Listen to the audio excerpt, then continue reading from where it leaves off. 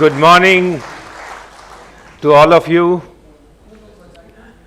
I just want to make a short welcome because Shyam has made a very elaborate welcome addressing all our colleagues from all over the world and also India.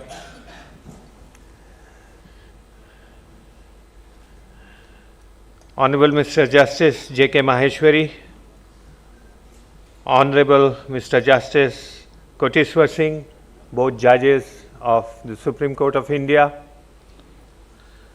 Honorable Mr. Justice Manish Pitale and Mr. Justice Anirudh Mai, representing two high courts from the Western India, one Bombay High Court and the other Gujarat High Court. We have presence of galaxy of individuals and keynote addresses from big stalwarts heading the institutions which are at the foundation of sustaining rule of law. We will have presence of Justice V. Ramasubramaniam, who heads the National Human Rights Commission of India. We have right now Dr. Kamalin Pinitpu Wadol, who is Secretary General of Asia Africa Legal Consultative Organization. We have presidents and leaders of Indian and global bars all present here. Shyam acknowledged their presence. I don't want to repeat. This convention has got attention from all over the world, and your presence signifies that. And we have a special message from the Prime Minister of India, Mr. Narendra Modi, addressed to all the delegates. So I will read it out to you. It is heartening to learn about the organization of the second New Delhi International Rule of Law Convention 2025 by the Bar Association of India. Greetings and best wishes to every member of the association for the thoughtful initiative. Over the last several decades, the Bar Association of India has evolved into a distinguished forum for the legal profession, fostering platforms for dialogue, capacity building, and collaboration.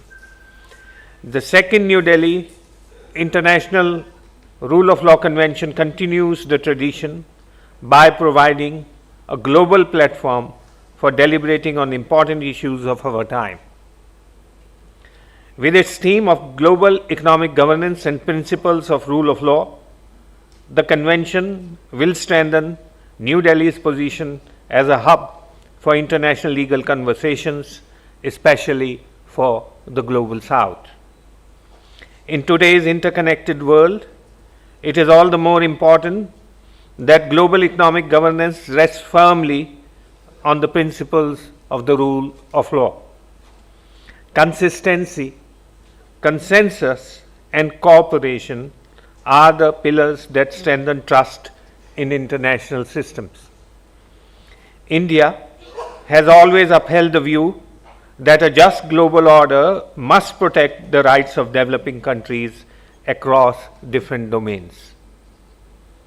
When rules are applied inconsistently, or when multilateral frameworks hesitate to ensure fairness, the most vulnerable nations are the first to suffer.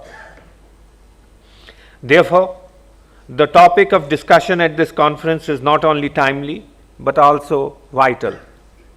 The greater the avenues of fostering international cooperation and informed dialogue, the farther we can travel together towards creating an inclusive global economic order. Best wishes for successful deliberations at the convention. Narendra Modi, Prime Minister of India, dated 28th August 2025.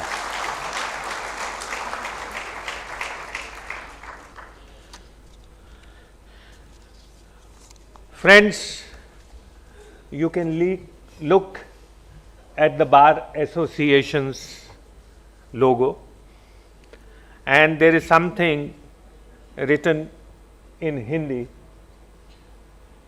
It is Devanagari script. The ancient language Sanskrit is also written in the same and other languages. It says Dharma Sansthapanarthaya. This is a quotation from Bhagavad Gita, and it means, because there is no exact translation, its most proximate translation will be, because in India, dharma is not just religion. Dharma means justice and order. So the Bar Association of India itself stands for establishment of a just rule of law. Not merely a rule of law which institutional systems protect, but the very core of value of justice which has to inform the entire conceptualization of the rule of law. And that's why this convention has chosen the theme of the rule of law, but there cannot be justice in a global order unless that justice is economic justice as well, unless until the spirit of justice pervades the global economic governance systems.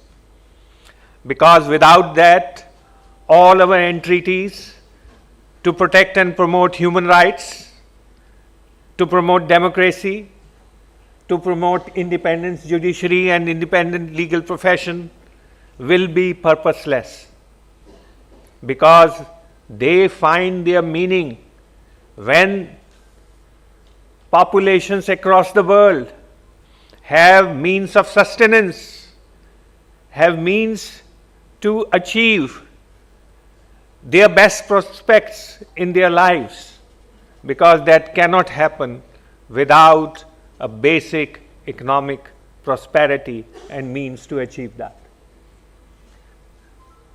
Normally, we take the rule of law as a domestic concept. We measure rule of law. There are international agencies which measure rule of law. A rule of law index is published each year by World Justice Foundation, but it is all restricted to measuring rule of law in each domestic jurisdiction. But in today's interconnected world, the rule of law conceptions and principles and values cannot be limited to national boundaries. They must inform every aspect of global economic governance, how global institutions work, and if the global institutions which structure the economy, trade and finance are not informed and sustained by core values of the rule of law, freedom and justice, we are never going to achieve what we call a just rule of law. That is why the topics we have chosen in this convention are of seminal importance, and also equally important is that we as members of the legal community play a vital role, understand our roles and responsibilities in helping structure these global structures or reform the institutions by presenting our ideas. And naturally, when any global framework is being made, any institution is being run, any norms are being set, the lawyers are invariably involved in that. And that is why it is very important for us as lawyers associations to promote that thinking, that all these values are the core of any institutional structure or policies which are to be implemented. You cannot lose sight of the principles of the rule of law, whether you are talking about institutions like IMF, World Bank, you are talking about various regional associations, you are talking about G20, you are talking about WTO. All these organizations and their working must be informed by the core principles and values of the rule of law. Again, coming back to India, we have a civilization which is not based on the conception of divine right of king. Instead, from the very beginning in our ancient texts of Arthashastra, I am referring to Arthashastra because it is economics, and economics is central to the statecraft. So in Arthashastra, it is written, Praja sukhe sukham rajyaya, prajanam na hite hitam, natma priyam hitam rajyaya, prajanam tu priyam hitam. In the happiness of his subjects lies the king's happiness. In their welfare, his welfare. What is pleasing to himself is not beneficial, but what pleases his subjects is truly beneficial. So that is where the essence of this convention lies, that the global economic governance systems must be in the service of the global citizens, and especially those who even today suffer from wants and from the basic amenities of lack of basic amenities of life.